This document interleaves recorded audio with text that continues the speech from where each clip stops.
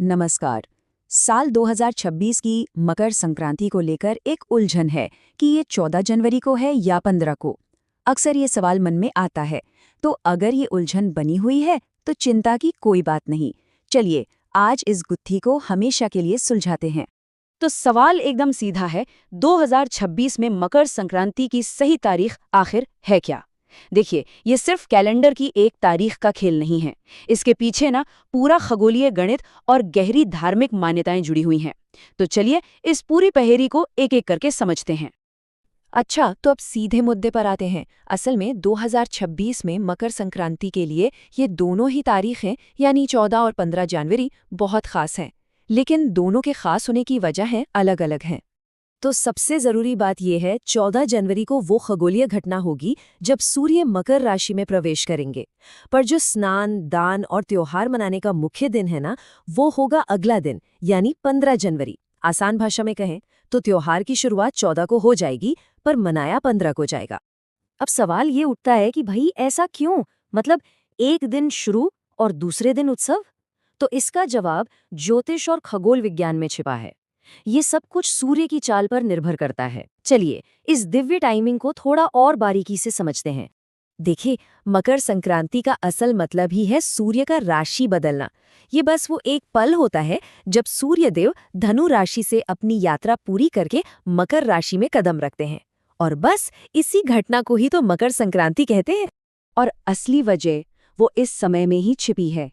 साल 2026 में सूर्य का ये राशि परिवर्तन 14 जनवरी को दोपहर के बाद होगा, ठीक शाम 3:13 पर। अब क्योंकि ये घटना सूरज ढलने के इतने करीब हो रही है, इसीलिए धार्मिक कामों के लिए अगले दिन का सूर्योदय यानी कि 15 जनवरी ज्यादा शुभ माना गया है। तो जब समय की बात चल ही रही है तो ये जानना भी तो जरूरी है कि पुण्य कमाने के लिए सबसे अच्छा समय यानी शुभ मुहूर्त कौन सा है। आइए देखते हैं कि इस पवित्र समय का पूरा लाभ कैसे उठाया जा सकता है।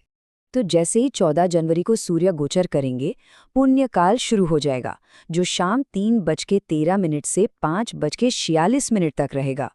और एक मजेदार बात यह है कि इसी पुण्यकाल के अंदर एक महापुण्यकाल भी है, जो शाम 3:13 से 4:48 तक का है। माना जाता है कि इस खास समय में किया गया दान पुण्य कई गुना ज्यादा फल देता है। इस शुभ समय में दो काम सबसे जरूरी माने जाते हैं, स्नान और दान। पवित्र नदियों में एक डुबकी लगाना और जरूरतमंदों की मदद करना, यही तो इस त्योहार की आत्मा है। कहते हैं कि इससे अक्षय पुण्य की प्राप्ति होती है।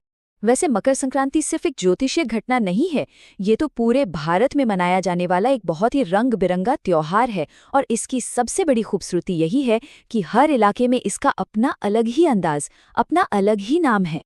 जैसे पंजाब में इसे लोहड़ी की गर्मजोशी से मनाते हैं, तो उत्तर भारत के कई हिस्सों में ये खिचड़ी पर्व कहलाता है। वहीं दक्षिण भारत में पोंगल के नाम से हर घर में मिठास घोलता है। नाम चाहे जितने भी हों, पर एहसास एक ही है, नई फसल और सूर्यदेव का स्वागत। इस त्योहार के साथ ना एक बहुत ही प्यारी सी पौराणिक कहानी भी जुड़ी है, जो इसे और भी गहरा मतलब देती है। ये कहानी है एक पिता और बेटे के रिश्ते की। ऐसा माना जाता है कि इसी दिन भगवान सूर्य अपने बेटे शनिदेव से मिलने उनके घर यानी मकर राशि में जाते हैं। ज्योतिष में भले ही सूर्य और शनि को एक दूसरे का विरोधी माना जाता हो, लेकिन ये दिन उनके खूबसूरत मिलन का प्रतीक है। और ये मिलन पिता और पुत्र के बीच के प्यार, सम्मान और रिश्तों को फिर से मजबूत करने का एक बहुत बड़ा प्रतीक है। ये हमें भी अपने पारिवारिक रिश्तों की अहमियत याद दिलाता है।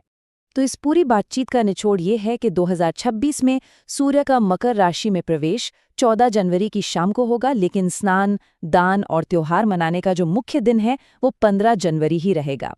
उम्मीद है अब सारी उलझन दूर हो गई होगी।